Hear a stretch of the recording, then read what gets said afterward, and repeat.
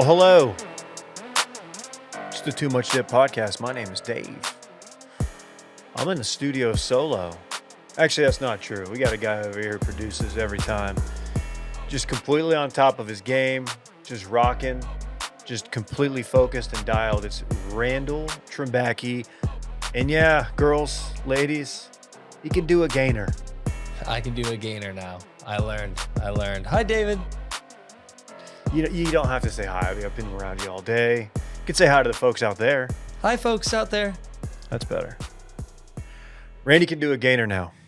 Yeah. What do you think about that, KJ? That's impressive. That is more than I have ever been able to accomplish. I assume this is either into a swimming pool or on a trampoline. It was, yes, into a lake. Fair enough. Body of water, I guess I should have clarified. Yeah, again, I am not one historically known for acrobatics. He's 5'3" with an attitude. It's just incorrect. Oh, KJ. Happy to be here, David. Happy belated birthday. Hope you enjoyed your 40th. Thank you. You're the first. Didn't seem to be eventful whatsoever. If nothing else, I'm sure you were just hoping for like a day where you had to be like moderately to not online at all. How'd that work out for you? Man, there was a time yesterday where I couldn't even look at my phone. I slept so poorly and was just in such a bad way. I was like, I can't do this.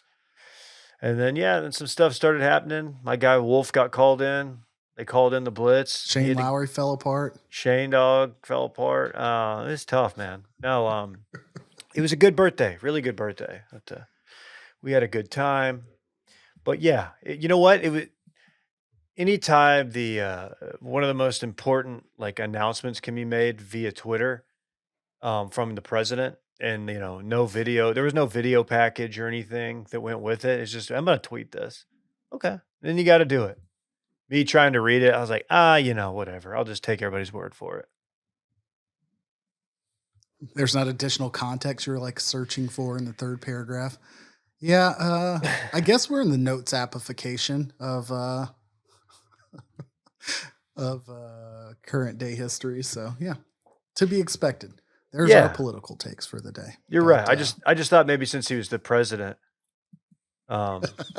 but that I understand he was maybe under the weather still due to the flirty variant. It's the flirt variant. Do we know? It's COVID. It's actually called the flirty variant. You probably knew that. It seems like a plausible excuse to be like, I'm getting locked down and getting what do you call it? Where all your friends sit you down and tell you they're tired of you throwing up on their couches in front of their children. Intervention? An intervention. Yeah. I feel like the COVID was a false flag. But either way, we're not here for that. Ooh, you can't just say that and just move on. What you think Obama would just like, well, Joe, I think we've had enough. It's not going well. Take a seat here on the couch. Chris Hansen, why are you here? Well, wait a minute, Chris. I sniffed the wrong hair. Come on, man. We're having fun. Hey, did you notice my new cans? I love them. They look professional. It's a Randy find on Prime Day. Randy's like, because our headphones, we've known they were bad for years. But they were sufficient, but they're bad. And Randy's like, we should get some new ones on Prime Day. And he found these, and they're really good. I respect that. Look at that, Randy. Looking at a company man. Big props. Hey, thanks. What'd you do on the weekend? Your boy was, what the hell did I do? I feel like I did a lot, and I can't even tell you one single iota of what the heck I accomplished this weekend. We went to a fair. We went to the county fair. My kids woke up, decided that it was the day to go to the zoo. And about a mile away from the zoo entrance, we saw signs for the Dane County Fair. And as someone who grew up in the North Texas area, there's a huge divide between what I think of as the fair, the one and only, Ren Fair, Scarborough, maybe. But no, I think of Texas State Fair if I think fair. Or everything below that is pop up in a parking lot carnival. That You ventured to one of those outfits? Oh yeah, dude. I mean, once or twice a year, you drive by the mall here, and there's a Ferris wheel, and there's a fair or whatever, a carnival, if you will, Mm-hmm. in this parking lot, and it's very hot, and it's probably not going to be really safe. No accidents that I've seen, but you feel like that the parking lot carnival slash fair, whatever you want to call it, lends itself to more accidents. I can definitely echo the first sentiment of it being more hot. Bricktop parking lot was not the place to be if you wanted to have a nice, comfortable Saturday. I will just briefly summarize this trip in the fact that, again, we were headed to the zoo. Madison Zoo is awesome. It's also well known because it's free. Is Austin's the same? The zoo, no, Okay. I just knew it was smaller and like more accessible. it and, like is. checks the box. I took roads there last year, and it's weird because it's very small, but at the same time, it's like, oh, there's a couple lions and there's a Bengal tiger, but then What more do there's you need? yeah, but not a lot of the by way of primates, but fine. Okay. Yeah. Fair, fair. I guess Randy's got to search for those on Primate Day. Yeah, whatever. Volume. That's shift. good. It's a prime play. Anywho, the Dane County or the Madison Zoo is small. We had packed lunches planning to go to it as it's free and it's pretty simple to get in and out of. And that's kind of the thing you do for there. Dane County Fair, I kind of was like, again, this ain't no state fair. I don't respect anybody's authority. I'm going to bring in my self-packed lunches. I don't see it anywhere here in this pamphlet, on the website, or any signage. And I ran into the ultimate bag check cop who didn't care what was in your pockets or if the metal detector was blaring. All they cared about was no food. I'm like, I'm not going to go into depth on how many sentences I went deep in like unnecessary poor customer service reaction guy, but I probably shouldn't have let them know, hey, well, I read the rule book. Like put up a sign or something. And I'm like, just go back to the car. If I can take it to the car and go back in and get a funnel cake. That's what happened. Man, I did nearly Black Karen it. What would that have gone like? Or Chianti it. Is that I don't know what the equivalent here is. Wait, just so I understand, and so I don't get myself. You're saying the equivalent of? Did I hear it? Did you say Black Karen? Yeah. You did. You said Chianti. Chianti. I'm very confused. I'm sorry. I was just trying to. Not a wine in which you're eating some liver and fava beans. Okay. That's very fair. Look, I would not be happy. You take the time for this cute little day. You're going to the zoo and you pack lunches. Packing lunches for the fam is just that's nice stuff. And they're like, nah, we want you to buy this movie theater grade food we've got here in the premises. Yeah, here in the parking lot of a former J.C. Penney's. But anyways, we hit up the fair. It was as underwhelming as everything you could expect that's not a state fair. However, the 4-H slash FFA game up here is almost unrivaled. Like any want to be close to animals that we wanted from a zoo, like I could have walked by and just pet 50 cows, pigs, horses, ponies, whatever, from here to here. And it was like every high school was represented like it was a full-blown scene. Very, very up close and personal environment for some animal observation, to which my 2-year-old daughter, her takeaway was animals were pooping. That's usually the takeaway. They be doing that. They Every will single poop one. on you. Every single one. How's the cheese situation? Do they have a good cheese game up there in the Wisconsin fairs? We do as far as like a community, but the thing that you probably know about these situations is this is a traveling band. These ain't local folk opening up shop. Yeah, okay. They didn't have any like local church groups set up their own little booths there. It's a bunch of Chris Stapletons. Yeah. If anything, there were a couple like local taquerias, which, low key surprise. We do have like a half decent like Mexican food presence, Indeed. but nothing beyond that. Like not even like a local pub and burger joint. So yeah, that part's lacking. Overall, 2 out of 10. Would not try again. There's the Dane County Fair Pod. Thank you. We'll check you guys next week. That's what we're here for, right? Damn. I was really hoping there'd be like a tilt-a-whirl like story and like mixed in there, or like the pirate ship or something. My wife and my 4-year-old are, my wife's a roller coaster fan. As an Arlington native, that ain't me. That definitely ain't me. I both fear the ignorance of the local operator and, question, if 250 is above or below the threshold of those rickety chains. So I don't fuck with it. That's fair. No, you're doing that's a great point. I used to be obsessed with it, like the roller coasters and stuff when I was a kid. And I wonder, like, would I even get on one now? Like, I'm going to have to at some point if Rhodes is into it, but or You better hope Sammy. it's Alyssa's bag. It's not. It's 100% not. She gets car sick like just on Oh, road damn. trips. Just really throwing her under the bus here, but like, so I don't think she's going to be riding the Judge Roy Scream anytime, or Yeah, the I think Rattler. I think you and I are both hoping for like the AI VRification of theme parks to expand, because then Oh I can man, get behind that. That's all I'm yeah. seeing on YouTube when my kids watch like walk through this theme park videos. Or we'll just do some like axe throwing with Uncle Randy at the Ren Fair. They have some just toy axe throwing targets at HEB. It's wild The little with the spikes or technology. whatever. I don't want to Yeah. get into. I don't want to be in one of those guys. I feel like the axe throwing places are on their way out. Like we all did it. We had a little group happy hour, did a little team building there. Let's move on. Cool. Breweries are cool. It's cool. Let's just have our beer and not throw axes. I'm not against the Ren Fair though. Just want to be clear. Okay, you Okay. understand? Hey, Fair. heard. Dylan, you may have noticed, is shockingly not here. He is Port A. He saw my Port A trip and was like, no.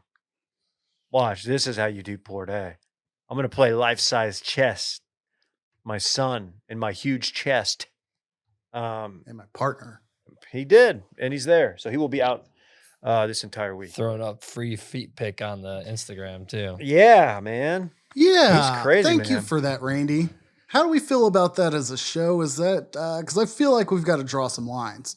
Will and you can approve this for circling back, but if he posts it after 12:30 or 1 o'clock on a Monday, I'm going to throw a flag on the field. It's a little much, man. I don't know. He wanted to show off the Chacos. I get it, but come on, dude. He knows what he was doing. Yeah, he really does. He could be getting primo dollar for that kind of stuff, and he's just putting it out there for free. Fact. Big facts. Before we venture too far, and I know we've probably got some people to thank and whatnot, I kind of glazed over, no glazing, the events of the weekend in the political stratosphere. Did you see the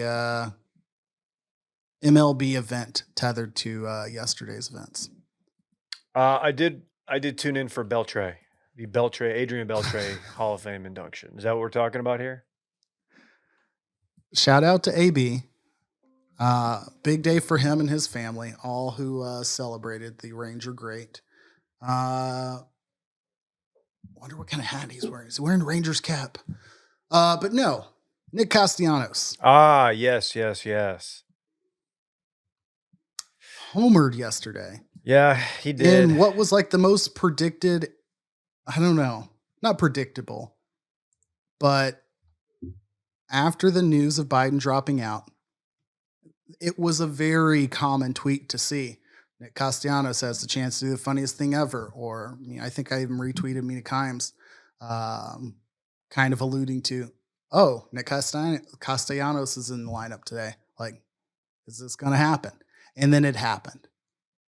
I'm not going to false flag this because I think he's bona fide great, but do we get to a point where if you're a pitcher and you're 20 games under 500, it's not really an important event? Are you going to throw one out there? Just lay it over the plate? You could convince me that that's happening. I'm already seeing a lot of people are starting to push back on it on the narrative. They're tired on Twitter of like, look, we had our fun with this, but now it's just annoying pointing it out. I'm not one of those people. I'm fine with it. It always makes me laugh. You know why? Because I go back to the original. Because the original, that is one of the funniest things to ever happen on a broadcast of a game I don't care about. So, yeah, I'm fine with people pointing it out, even if some of it's a little bit of a reach, maybe. Fine. I don't know if I'm going to be putting on this headset again. Yeah, I that's don't have the a one. full one on here, but That's it's perfect. good to hear. That's all I need to hear thong. because I don't put on a headset to do the podcast without thinking of that quote. I really do. It's just I can't put on headphones without thinking of it.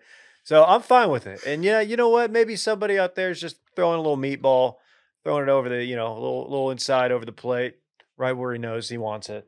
I'm fine with that. But yeah, we've got this tweet Some really others pointed it out. Yeah. Does Randy have that up? Yes, he does. Okay.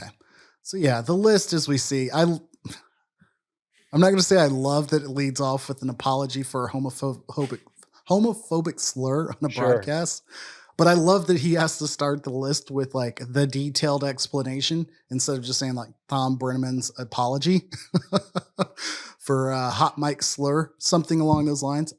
I appreciate the accuracy. What was the town they were in for that? see. Was it Cincinnati? Kansas City, I want to say. Kansas City? Okay. Because Not Castellanos important. at the time, I think, played for the Reds, but I think they were in Kansas City. Okay. But I could be wrong. Dwayne Haskins' death, another drop somewhere on my board, where we got the some folks are just living to die quote out of the late, great Gil Brandt. I didn't realize that he had one on both the withdrawal day and the attempt on the other candidate's life. That is honestly, the timing there is impeccable. To get both of those, it's like, all right, something's going on.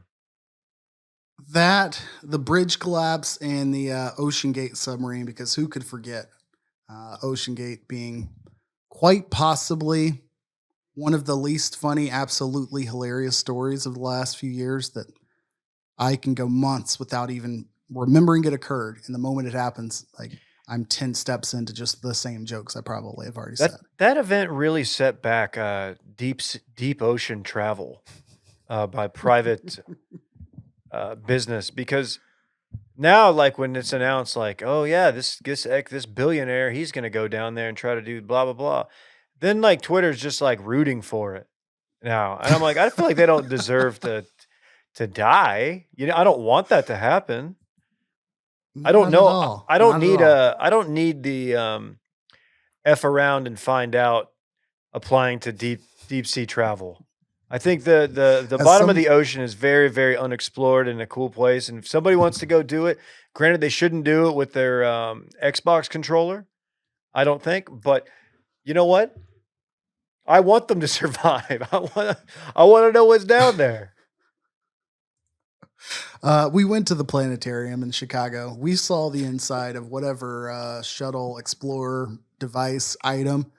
And you're telling me that like somebody thought they could replace all 1,000 of those switches and buttons with one Xbox controller? Like, I respect it, but like maybe opt for like a gaming keyboard. Anyways, Randy's got one. The one item.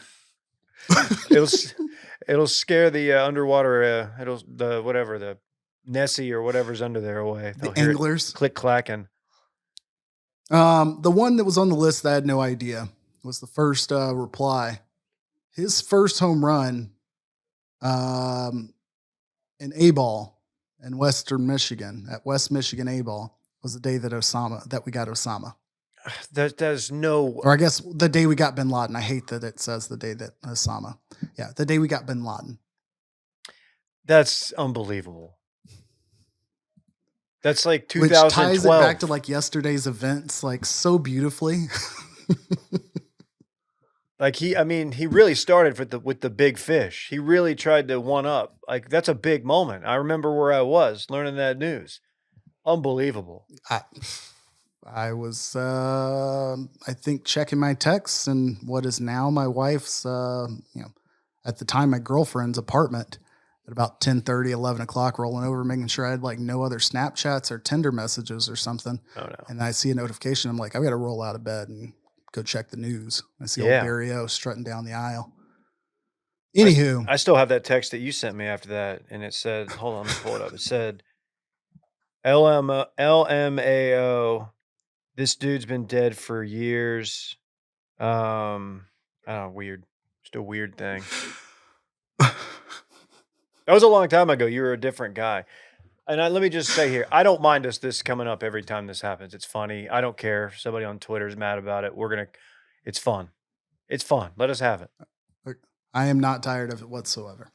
I'm also not tired of rollback, and I'm not tired of using code WASH20, even though it is a one-time use code, so load up your cart. I'm not tired of you all using it, the fans, the listeners. Go load it up. Go to rollback. I'm wearing the polo today, the white polo. It's probably atop my polo power rankings right now. It's just a classic. They've got the workout shorts. They've got the hats. They've got the tees. Dylan's a big fan of the tees. I've got some too. Check them out. Go to Roback, load the cart up, get 20% off. Use code WASHED20. You're going to like their stuff. I guarantee it. People forget that both you and I showed up to the Chicago meetup with the Roback all white polo. Luckily, wore them on alternating days, but 100% facts, fellas. That's true. Did you watch any Okay. golf over the weekend? You know, it was me and all those early risers, as well as insert name of former U.S. Navy SEAL who takes a picture of his Jocko Willenick, maybe David Groggins, up at 4 a.m., just watching some golf, enjoying everything that life had to offer. Is David Groggins, is that like David Goggins' alter ego that like doesn't want to go out and run? He's just all like, My brain was just like saying, don't say Walter Goggins. I see what you did. It's very easy to do. Avoid that and landmine. It's very easy to do. I totally understand it. No, I was wondering how you I don't mean to, this sounds patronizing. You're a casual golf viewer. I wonder how you like that schedule, that early morning stuff. The being done by Thursday, noon. yeah. So the morning schedule, I've always been fully transparent that I don't love the glorification of the late night, early morning start of the Open. But I do enjoy the pageantry. It does always offer like the most dope, sick vibes, visually from a golf tournament. Like Augusta has its own feel.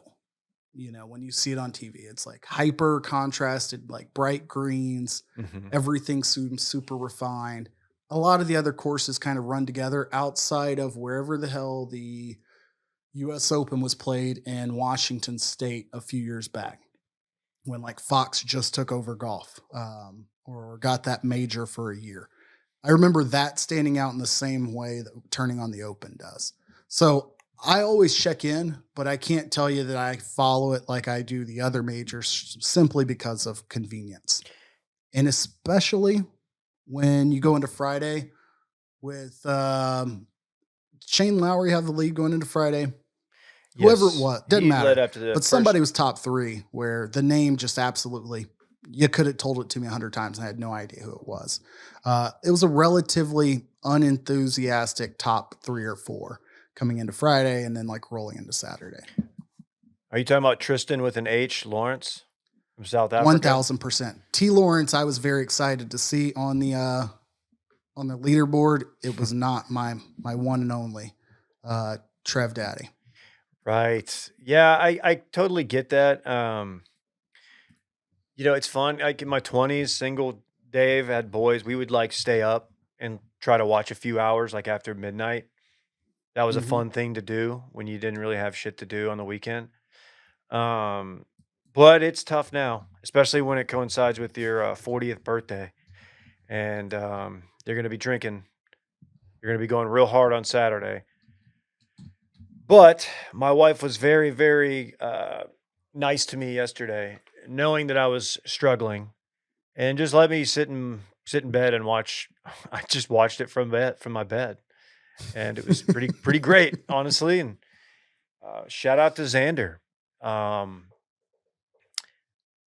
2 of 3. That's it's pretty insane. He is somebody who I boldly proclaimed on the Touching Base podcast, which is a podcast that I used to be on a long time ago. I remember when he burst onto the scene, I said, this guy's going to win 2 majors in the next couple of years. Well, that didn't happen. It took like 6 or 7 years, but he's won 2 this year. As Brandel pointed out, he's added speed. He's added distance off the tee, and he's done that without sacrificing accuracy, which is insanely hard to do. And combine that with his putting, like, and his iron play, like he's really fucking good. And I kind of wish he was a little bit more of a personality, but he's not, and that's fine. That's okay. Well put, and I think this year kind of also highlights or maybe emphasizes the disadvantage of winning your if you're going to win 2 majors in a year, having them be the PGA and the Open Championship, no less significant whatsoever. But it's kind of like winning the second and third races in the Triple Crown. Not like it's not an achievement. It's massive. It's tremendous. But the media following is like dramatically lower. Like the hype for you going into that year is so much lower than it was for Scotty. Granted, Scotty won like 5 of 8 tournaments or something sick early in the season, not including majors and up until the Masters. So he was on a tear. But I know we came in talking about what is this year going to look like for Scotty? And like, that's where all the energy was. Xander wins the PGA. And I don't even think we took that energy into the US Open where Bryson ended up winning. And then you come into this weekend, he wasn't picked by any of us, but you look back on the year and you're like, he won 2 of 4. That's, raise the banner. Yeah. And especially like you mentioned, like the PGA, kind of as far as majors go, kind of panned by golf Twitter, golf media, as like kind of just not being was not a good venue, was not a good tournament. The unique thing about the Open, especially where it was and geographically, is that how much what your draw is comes into play. Mm-hmm. Because you're going to get weather blowing through. Very generic just to call it weather, but you know what I'm saying. Bad weather, inclement weather, wind and rain. And depending on when you go out, you could go out there and just get shelled and just be like hanging on to make bogeys and pars. Or you could get out there after it goes through and the course is soft and you can go at sticks and make some birdies. So that's a big part of it too. That doesn't really bother me. Some people I think find that a little bit unfair, and there's really not much you can do about it. For me, it's kind of part of the charm, really, of that event. Yeah. I don't mind that being the thing once a year. So shout out to Xander. I'm sorry, I was just going to add, I'd prefer the elements and that sort of randomness over the intentional efforts of the course and the groundskeepers and whatever you call it, like when they're like personally setting the pin locations and stuff like that. You know what I mean? I'd rather it be just a tough day on a tough course and it affects everybody. Okay. Yeah. When the elements not uniformly, but you know what I mean? When the elements do the heavy lifting on making it a challenge versus like, yeah, they let the rough go fucking nuts in the weeks leading up to it, overseed, whatever. That makes sense. We found, unlike at the PGA, we got to see Xander's dad, who bears, in my opinion, we've got differing opinions on who he reminds us of. Here he is, Stefan, a German. He's born in Germany, and he's very Euro. I gotta say, gets fits off, dude. Right? 1, 2, 3, 4 layers deep. Look at the drip. He's rocking like an A shirt, or as you like to call him, the wife beater underneath all of that, and he's going 5 deep with the layers. That's not fair. It's wife pleaser now. I learned that from Barrett, which I think is not good because it assumes that it assumes that wives like them, and I don't like to do that. But no, you're right. Cisgender situation going on there. Anyways, he's deep in the layer game with white pants. I love it. I love it too, and yeah, he wasn't there. I remember it was really awkward after he won the PGA, Xander, and Amanda, I think, was like, I can celebrate this with your dad. Is your dad here? Whatever. He's like, no, he's in Hawaii. And I'm like, okay. I think he was in Hawaii or was he in Las Vegas? I can't remember. He was somewhere dope, if I remember correctly. He's like, He's buying okay. scratchers. He's at Twin Peaks in Euless. But no, he was there and that was cool. We got to see his son and whatever. Go look this guy up. There's a no shortage of photos of this dude who is just asking to be a international man of mystery. Like this guy is up to something. Like if you see this guy on your plane, like you're like, okay, I know. Oh, here we go. Yeah. KJ, I'll let you take it from here. This is good. Again, I think he's going to want to shake your hand and or any flight attendant's hand present. Maybe be thrown off for unruly behavior. I don't know why, but the moment the photo of his dad hit the group text, my super recognizer chip in my head, which we all know is broken. It's like the opposite of Dylan. Like I'm working on like a 40% success rate. My brain immediately is like, nope, this is the guy I want to shake your hand guy. From that Twitter video quite some time ago. So yeah, I think we have it up here for those of you watching on YouTube. But that I don't know, but I'm fine with it. The scowl. Who did you have in mind? What do you mean? Oh, who he looked like? Oh, Mike. You said it reminds you of somebody else. Old Michael Weiner, like a Micah at 50, like grown adult Micah, like. Grandpa Micah. You know what I'm saying? If you don't know who Micah is. And yeah. So he was in here today. Check out Circling Back. He did the show. I do like I was gonna go Parks and Rec guy whose name I can't even tell you. Oh, Randy knows. Are you talking about Jim O'Hare? Yeah. Jerry? Friend of the pod? Jerry. Maybe Jerry with dark hair. You could even give me like, hey, a guy who walks, Fremont Street. As Tony Soprano, just as I'm looking at this photo deeper. And a lot of it's the scowl. A lot of it's could be a Panamanian hat. He could be wearing the Doug Dimmadome hat, the way that this photo is overexposed. Like, I don't know how tall the hat is. And I'd like to just imagine it goes up 6 feet in the air. There can only be one Doug Dimmadome out there. We know that. It's true. Yeah, I think, I don't know. He's always given old Micah, but and the way he gets fits off, just a delight. Shout out to Xander. Xander's doesn't really move the needle, but he is very, very good. And also but it's a lot of it's Ryder Cup when like, I don't know, you just don't have great memories of him in Ryder Cups. And you're like, God, I don't really care about this guy. But in his interviews, like he seems like a good dude. And he's not afraid to throw him back. There's good pics out there of him ripping cigars after like President's Cups or whatever. It's just him and Scotty right now, man. I think he jumps up to number 2 in the world right now. So it was a fun major season, man. We got 2 Xanders, a Scotty, and a Bryson. How about that? We were coming in hot with the hockey, youth hockey league names. What I wasn't fully aware of is that, or actually, let me back up. The Olympic ceremonies open this Friday. I'm not jumping out that story quite yet, but it is worth mentioning. Xander's a part of that team along with Scotty, Colin Morikawa, and Wyndham Clark. If you check out the USA Golf roster, it's notable, that Xander's the only returning gold medalist for this team.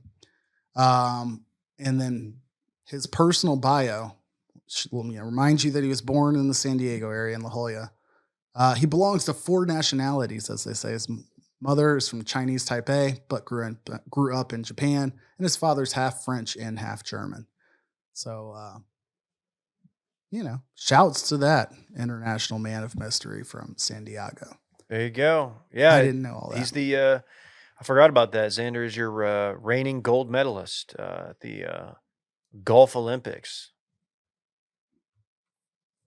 Are you upset about LeBron carrying the flag? He's the flag bearer. I'm upset that I don't know if you read the fine print. It's not LeBron carrying the flag. LeBron's actually carrying Bronny, who will be carrying the flag. Okay. Around the track. Dude, I'm already at the point where I feel really, really bad for him, Bronny, and I've got fatigue because it's Yeah. just, and this is exactly, they knew this was going to happen, but it's to the point to where it's like, dude, let the kid, give the kid like a month. Do we have to like say he's the worst on the team? Like, it's just so harsh. It sucks, man. I know I shouldn't feel bad for him because he's like, he's no matter what happens, he's going to be taken care of, and so are his kids and his kids' kids. But it's just, I don't know. Let's let it breathe a little bit. I think the only people who deserve to suffer are your, ESPNs of the world who fill like 3 hours of daytime content centered on Bronny, and they like prepare for it to be a phenom, but they're also equally prepared for it to be just an absolute show. And they went with the latter. I think those people deserve to suffer. Him personally, I expect he takes it much like Drake probably handled this summer of like, hey, that was rough, but okay, we'll move on. Like, I hope he's resilient. I do not want to see a future documentary of any other terrible outcome. Well, anyways, I'm glad you brought that up because I wanted to ask you, KJ. I'm kind of putting you on the spot. Who's got more pressure on them, Bronny or Dak Prescott? Oh man, when you look at Dak's record, look at these stats. I'm going to show you 2 quarterbacks. This is too Which good. one are you picking to lead your team? That's Do you do that walking around the house by yourself? Do you go into ESPN X player mode? Because that sounded really good. My problem is that I act like I'm the 5th person on the set of anything I watch, and it's not a good trait. Like, I need to shut the fuck up sometimes. It's very obnoxious, especially when that set is like House of Dragon. Oh, dude, there could be a killer Halloween costume in your Jace, cards. step down, Jace. Oh my Fall God. back, bro. Jace the face. Oh my anyways, speaking of sports stocks, I don't think we'll go as deep into receivers episode 3 and 4 as we did episodes 1 and 2. But I did want to at least make good on our decision to cover this show. If we want to touch base, or no, damn it, I did it. If we want to talk either of those episodes, I would love to. I thought these were 2 of the better of like, you throw all of quarterbacks in there for that matter. Like, just given the Davante stuff and the Debo injury stuff, I don't know where you want to begin. There's some stuff on this rundown that I just can't wait to hear. So I'll let you take it. I do have to begin. I've made some statements when we first started discussing this show 2 weeks ago. I reiterated and tripled down on those statements last week when we began reviewing the show. And again, to my earlier comment, even in private conversation with my wife, while watching the show, over and over and over, I stated the incorrect, not fact. I stated incorrectly that John Brown is dead. I'd like to break the news that he is not.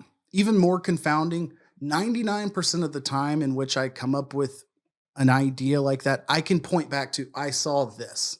Like, maybe he was ill or in the hospital, and I could have pointed to like, that's what I saw. I misconstrued it, misremembered. I apologize. I got a DM from a Detroit Lions fan who I've communicated with in the past. Good dude. I don't have my messages up to like name anybody. And they just simply said, John Brown isn't dead. Or Monroe's St. Brown's They got right to the point. And in all caps, I immediately was like, what the fuck? To which I'm sure like I had to rush my next response so that they didn't think I was like aggressively saying, no, he's definitely dead. Could not have felt worse. So I want to make that very clear. It was not intentional. It was not meant to be any sort of joke. I don't know. I don't even have a basis for where that came from. That's okay. So I can feel good in critiquing how much of a psychopath he is as we watch this show. Yeah, I think that's honestly the biggest takeaway from that storyline, from that part of the show. Um, you watch that and you're like, okay, he's a really good player.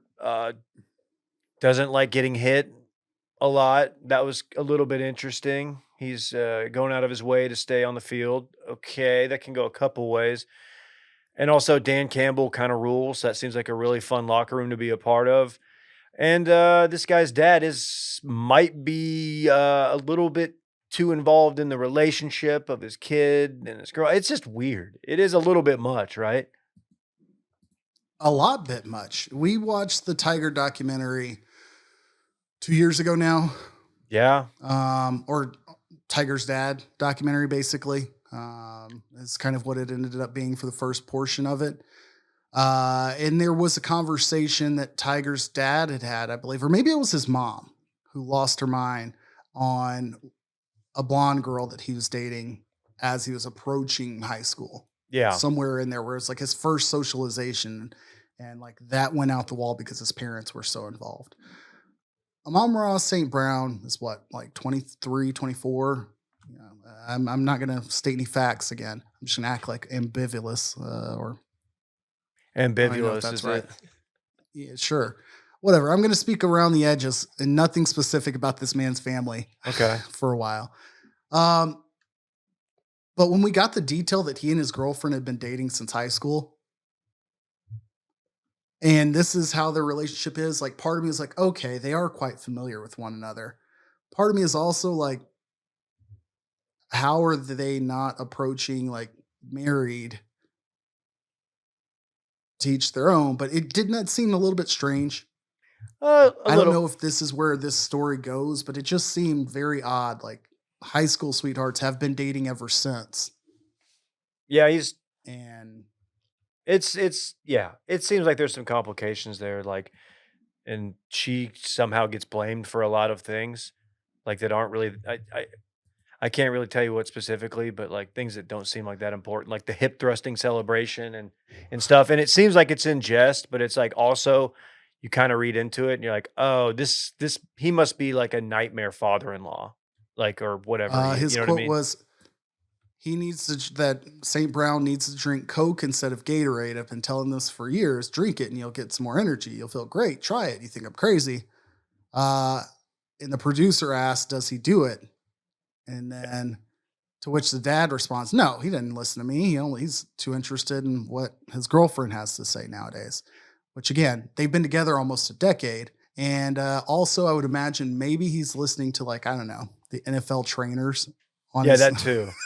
I mean, it's all sugar. Like it's fine. And caffeine, like. Yeah. Do you think his dad has ever told him like to stay away from women on game day because women make the legs weak? Like I think that's absolutely something that he probably invoked in his like Mr. Universe bodybuilding. Like, got to stay away. I feel like he's the type of psychopath that he probably has like that same advice, but maybe twisted. Like he's like, you've got to edge 6 hours before the game. You got to edge, and then you go out there rock solid, ready to go. Yeah. I need your tea as high as it possibly can be. Yeah, there's something to that. He's definitely incorporating old school bodybuilder bro science that is not rooted in fact, and trying to incorporate that into his kids' like training. And I bet if you are a nutritionist, a nutritional coach, or like a strength and conditioning coach, you're constantly fighting that battle of like him being like, no, it's actually you got to go till you burn out and you can't go anymore. You got to go till you fall over and throw up. Like weird old shit that it's like that's not the way to do it. Not sex, lifting weights, Randy. I see the look you're giving. Oh yeah. Lifting weights. We talked about Kittle enough last week. It's more of the same. He's the only receiver in this show that isn't injured at the period in which they're recording, but then his story also offers the least compelling reasons to be watching him. It's just a guy. All we learned is that he's a hoarder. Sure. Who likes wrestling. That was interesting. he is definitely a guy who takes advantage of being mic'd up, and he seems like a very good dude. He's also just a lot. He is constantly on, and maybe you need that dynamic in the locker room. But yeah, it was more of the same. There's really not too much compelling, but um, the wrestling thing definitely checks out. I remember him being a part of that. It's crazy how many of these dudes are so into wrestling. I feel like everything about it screams his personality. It's a perfect fit.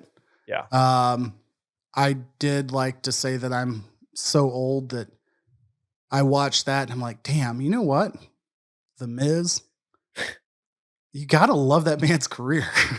I thought about that Like today. he's like Ryan Seacrest of our whatever. Not that we're that much different in age from Seacrest, but like the man has done it all, and I respect the hell out of him for it. I mean, just truly went from real world ostracized because he clearly I mean, do you remember his character? Did you watch that season of The Real World?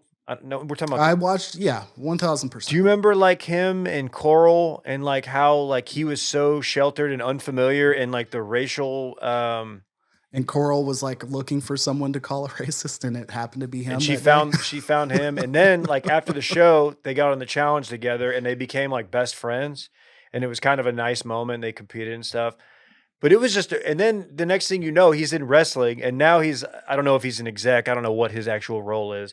And I'm sitting here like, oh, He's there's just Cody been around Rhodes. for a long, long time. It's crazy. Yes, but to your point, I know I'm going down a random path here. But yes, the Miz's career arc is insane. Stream Bill Simmons over voice. to Debo and to Davante, because I want to finish with Davante. Yes. With Debo, I was a little sad that we got Xavier Leggett cameo. He flew out to South Carolina during the week they're playing Jacksonville, I guess, and he was coming back from injury, so he went up to see Xavier Leggett, who was drafted by the Panthers this year, from South Carolina. Mm-hmm. Notable only because his accent is so mud country that like you have no question of where this guy is from, like somewhere in the Delta or somewhere in South Carolina. So we didn't even get to hear him speak. But the more and more I see of Debo, the more and more I kind of like him. I have no reason to ever think negatively of him, but I don't know that I realized he was just such a good, genuine dude. Like his interaction with the ref as like the captain, like he's not I don't want to call it a knucklehead, but he's not like a Richard Sherman. He's not like, I don't know. Contrasted with other very vocal receivers who are dynamic, he's tremendous. Yeah, completely agree. I didn't really have I couldn't have told you what he was like because his name's Debo and his whole thing is playing physical. So you're like, okay, is this dude just like a badass? But he's actually like a really good dude and cool. And like you said, the ref, like his interactions with like the guys on the sideline, the ex teammates and stuff, you can tell everybody likes him. I thought the injury stuff with him, the scapula thing, was some of the more like hard to watch just because like a guy like that who is such a badass like athlete. Watch him like almost in tears as this woman's like digging into his back. Like I was like, I can't imagine what that guy's feeling. So there was kind of a theme in this episode. Obviously, it was injury focused. Justin Jefferson was out. He was injured in episode 2, but like for the bulk of the season, he was out. Which my only note on like Justin Jefferson was Kevin O'Connell's like, there were a lot more hot coaches, but he is certainly a guy that if he walked in, he'd be like, is that guy on TV? And he's also really not like KJ's just the a good king. looking TV face. KJ's the king of like identifying the hot coach. Hey man, again, But you're you right. edge all week on game day. You go straight into it and you're like, oh, you're giving me fucking Kyle Shanahan and Kevin O'Connell? Take it. Anyways, there was a theme. When Deshaun Watson got popped for ordering several dozens of massages during the COVID era, and by all accounts, violating the lines of professionalism and likely approaching the lines of sexual harassment or worse in some circumstances, allegedly, or according to, public information, I guess. A lot of the public discourse was like, why are you doing these at your house? And everyone was like, okay, it's just because of COVID. But it still seemed to be weird that this was happening. Like, I think people knew they happened. It seemed excessive to the degree that he was having massage therapists show up and do these at his home. We very clearly got Davante Adams, Deebo Samuel. I don't think we got either of the others in a home setting getting therapy, but it was very clear that that's like a very basic part of their routine. Yeah, that was interesting. I was trying to figure out if maybe that was just for the show, but then I was like, oh, of course they don't want to make their guys have to fucking drive in to get therapy. If they can have somebody send them out, God knows they've got the money. The teams have the money to send them out to do that. If they can do all that like remotely or on site there, then do it. But yeah, I guess that's a good point. I never really thought of that, and I definitely had We that had thought during the Mahomes with a Deshaun guy Watson last stuff. year.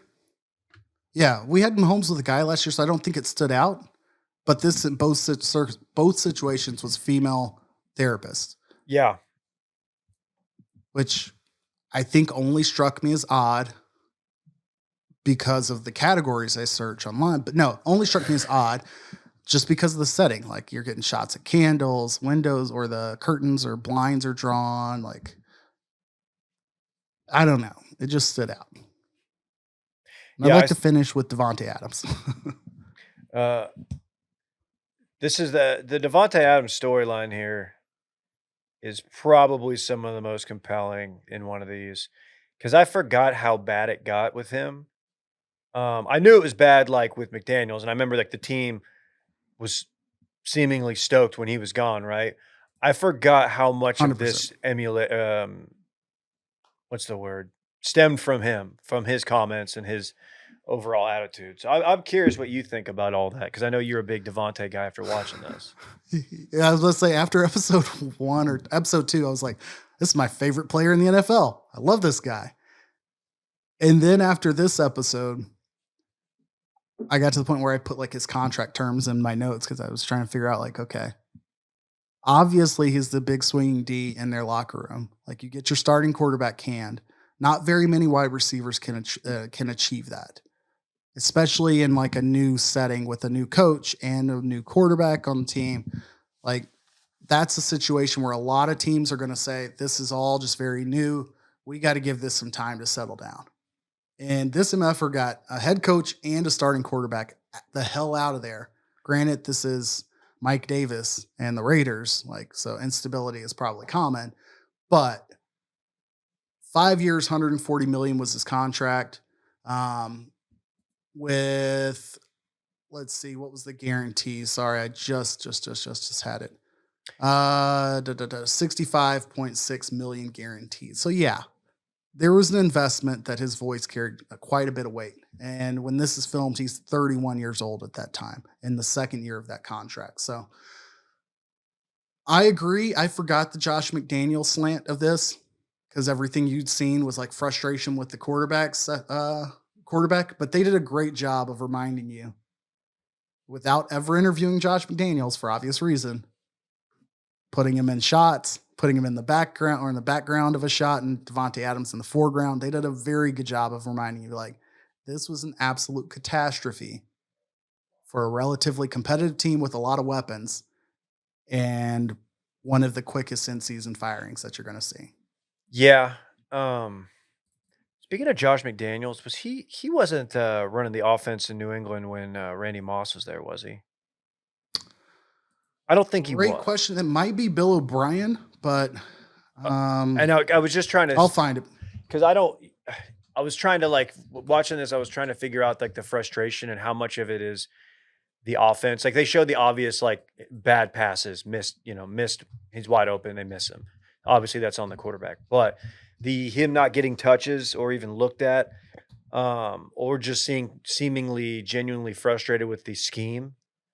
Was this like a hallmark of Josh McDaniels' offenses? And then I was like, well, Randy, I was thinking about New England, who's obviously had a dynamic playmakers at those positions, Gronk and Randy Moss, just to name a couple. I was like, It's well, very, very strange. Pro football history gives you the breakdown that Bill O'Brien was the offensive coordinator in 2011 and 2023. So a total of 2 years that he was the OC. Josh McDaniel was the OC from 06 to 08, which would include the first year of Randy Moss's tenure. Okay. And then 2012 to 2021. So I think in like 2009 and 2010, like it doesn't list it. It might have just been Belichick. I don't know if they had one, but I'll have to do some digging because it wasn't either of them for those 2 years. I don't know why it's missing. So did you think that quote went over well? It's not about wins or losses. It's about greatness. Is that roughly what it was? Basically, yeah. This is my first dive into Davante as a man and like what he's like off the field. That quote that kind of surprised me a lot because I was like, is this the same guy? Like I didn't really get that vibe from him through two episodes of TV. But it just was very, very, very strange. And I guess I don't watch enough terrible ESPN television to know if like there was as much of an uproar about that as I figured there would be. I think that it was all just tethered to firing Josh McDaniels, which to confirm he was the OC in 09. Okay. And Bill O'Brien at quarterback coach. I think it was just all going back to like, hey, this is a Garoppolo problem. This is a McDaniels problem. Like they were like, hey, wow, I haven't said that twice. All of Davante Adams' comments were used to show the impatience with the quarterback and the coach. So I don't know who his agent is versus theirs, but the narrative was clearly in his favor. On a different team with a more stable quarterback situation, I think that would have been construed like if CeeDee Lamb says that or Dak says that. Oh my God. Where nobody's getting the full benefit of the doubt, like that's a season's worth of content. You're going to hear about it every single time the team loses. Okay. That's a great point that all this went down in Vegas. And yeah, that too. Like, you know what I mean? Okay. And then they obliged him immediately. The one thing I did not like coming out of this episode, because I loved everything I saw of the guy who was the dad, the father, the relatable events with 2 young children, adorable daughters. In this, we got like what I would equate to, who was it? Oh man, there was somebody in full swing, who was just yucking it up with his buddies, and it just kind of just drove me crazy. Was it Brooks? I think it was Brooks. Okay. Brooks was at a tournament, not when he was sitting at home with his wife, just kind of talking about their empty trophy case or whatever. But I think that he was at a tournament and it felt very broed out, like just sitting in kind of a extended stay apartment, backwards hats, just talking about like some bullshit related to golf. When you get Davante Adams just chopping it up with his barber and some other unnamed dude, and they're like, oh man, we got to record that. As you know, there are fucking production cameras right there. Like, I don't need that kind of yes man environment. For him to then repeat those same words in a press conference, I suspect that like he had that discussion with his friends and then had that comment in post game. And that I don't love. Interesting. Yeah, I didn't even pick up on that, but that is weird. Yeah, it's just, I don't know, man. If you're dad, family man, all that stuff, by all means, get your hair cut at home. We just talked about like, ultimate convenience. There's no problem with having some bros over and having a chat. But if that's like the basis of your in the rawest moment of giving answers publicly, and that's where it's like conceived, I don't love it. Yeah. I always, watching him like, wide open and Garoppolo misses him by 5 feet and him walk back to the sideline, slam his helmet and all that. I'm always like looking for Garoppolo, and I'm like, oh, it's so embarrassing. It's so awkward. Like I want to see what that. I would love to see a camera on him. Would love to know what he's thinking there. Because like, what can you say? They did the opposite. Like they didn't show him. They showed McDaniels very frequently. Yeah. They did not show you. They could have shown Garoppolo just talking to Daniels. Like there's no harm in that shot, but they never cut that in. You got a lot of Hunter Renfro talking bags Yeah. or cornhole. That's how you can tell I live in Wisconsin now, where they call it bags. Bags. Oh, Eggs. yeah, bags. So yeah, I'm still gonna watch the show. I don't know that. I feel better about watching this than I do about like Hard Knocks. Towards like the end of Hard Knocks is like true reign. Like I feel like I enjoy the individual story more than I do the team wide, very manicured look Same. at preseason. Agree.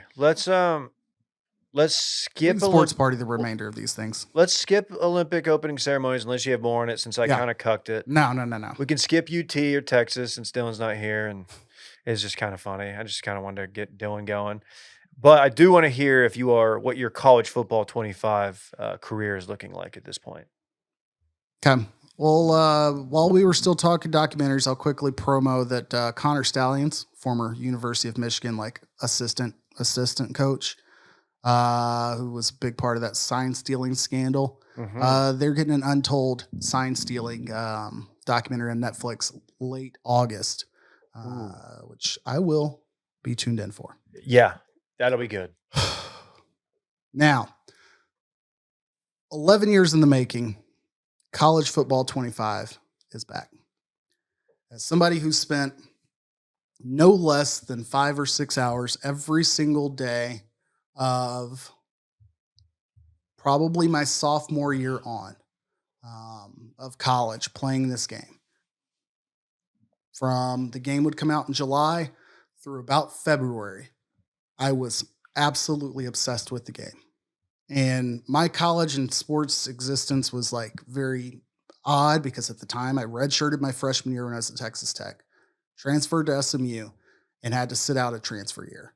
So I go from like playing and, whatever, focal point of high school football to being like 2 straight years uninjured, essentially, of just sitting around. And that was different. It was a lot. And a lot of that like competitive energy, like unintentionally went straight into college football 2025, or not 2025, but you know what I mean? Sure. NCAA in those years. So when it went away, I was like just getting into like big boy job era. I was happy to see it go. I wasn't going to miss it that much. Put it away. I was okay. When the rumbling started that this was coming back, I was immediately like subscribed and on every newsletter, on every random like following Twitter about the game, and then it was delayed a year. And so I was a little guarded, didn't expect the day to really come. And they put out an absolute media blitz of buying up every influencer's time to play the game, and it's worked. The game's been obviously the most anticipated, I shouldn't say obviously, but the most anticipated sports game for video games ever. The way they released it is they gave you the opportunity to buy the game for $70, which is kind of the standard rate, and get it on Friday of last week. Right. Or spend $100 and get it on Monday afternoon of last week. In fact, we were recording. I'll have to go back and look at the tape, if you will. And there's a moment where I'm like glancing at the clock and like trying to peer at a television to make sure that like my auto download had started. Sure. And that like as soon as we hit stop, I could turn the game on. I was that ready for the game. There's 2 big points I want to make, like of my experience over the last week of spending any time that's not with my family, my job, or sleep with this game. First, I mentioned the most successful game. They made over $200 million in early access sales. Like they said, like 20 million people spent that extra money or whatever it was. Extra $30, 20 million people did.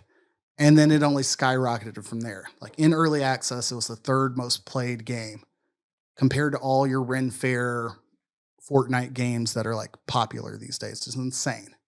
Okay. I don't know why I pick on Ren Fair. My brain just goes to like any game that I'm too old to recognize. I attribute to Randy, and like Ren Fair is my current like Randy plant. Checks out. I think he was playing a game where people were like chained to each other, and I don't get it. I'm just too old. I don't get together? it. Yeah, well, we were literally quacked at it, so I get why you wanted to get it. Okay. Thank you, Randy. That was so Was that seamless. That was very seamless. Anyways, it was popular.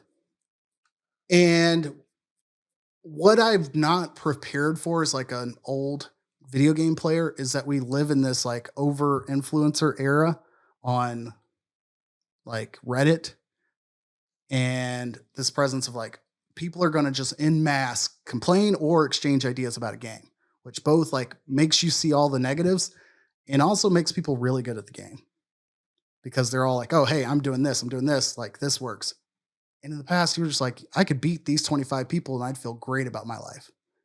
Nobody knows shit. Like nobody's deep diving on this game.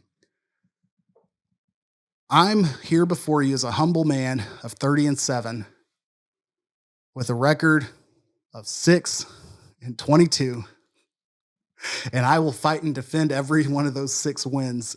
And I will promise you as a program, we will improve. We will get back to 500. Who's your Maybe team? not tomorrow. I play with SMU. I haven't played with anybody else. Okay. One of the flaws of the game right now is that when you play online, you're locked into using that team's playbook. So whereas some people might otherwise have picked a different team and used another team's playbook, you're kind of locked into saying, look, I really want Georgia's playbook and I'm going to pick Georgia's roster. So I'm just rocking with the ponies. I'm okay with it. I did have a guy like get on the mic last night. He's like, bro, please quit. You should have picked a better team. And then he beat me by 28. Yeah. Was he a booster? No. He's just better at the game. I will be humble for now. But anyways, so yeah, the online world that this game exists in now, I wasn't mentally prepared for that. I will also say every meme and thing leading up to this was like, oh, how are you going to have time to play this game? You're not ready for gamers today. I should have believed some of that. What I didn't believe was even the computer has embarrassed me as many times as people online. Like there's no hiding. Not the bots. Like I've spent like several hours playing practice against no defense because it's a whole new world and I'm relearning how to walk. But I promise you, I will get it back to the mountaintop. We're going to get there, folks. Okay. So, well, yeah. I can't wait to join you. I do have a capture card. I won't make any big declarative statements because I got to find that MFer. But I have retooled my Twitch. I have made sure that the framework is in place at some point in time, a time of my choosing. I'll fire up the old Xbox and get online and begin to embarrass myself in public. And we'll go from there.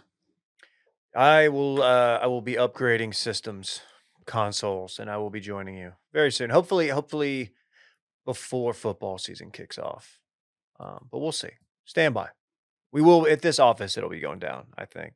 Either way. So, okay. Well, we will be back next week with Dylan. And we will be. I think we should stick with receivers.